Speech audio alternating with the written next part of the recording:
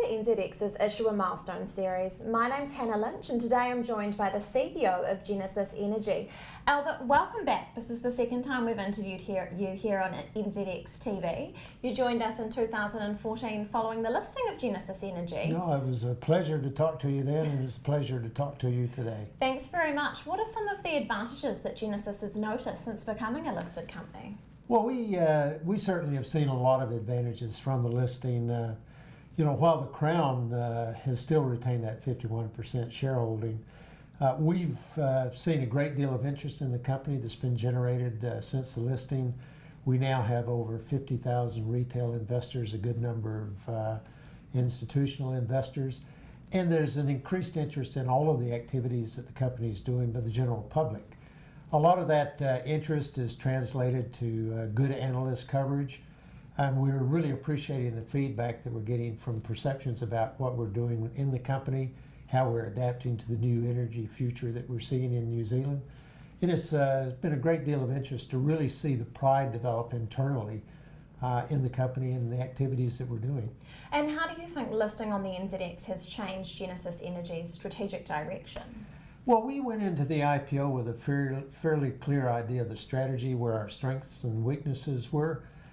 We've continued on the strategy. It hasn't really changed the strategy as much as that it's just brought that external view of how we're proceeding on dealing with the changes that we see in the marketplace before us. We're doing quite a lot of activities to try to generate additional value to shareholders and investors and to keep engagement with what's a very substantial customer base. You mentioned creating additional value for shareholders. I mean, how are you going about that?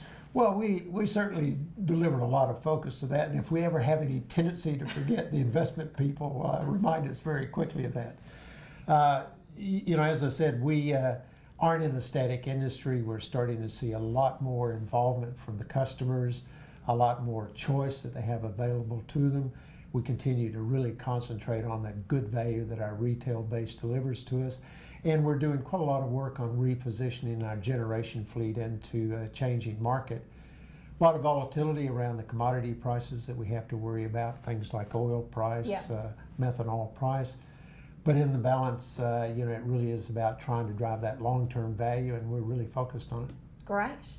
In April, just in a month's time, you will have been listed on the NZX 2 years. 2 years. April 2014.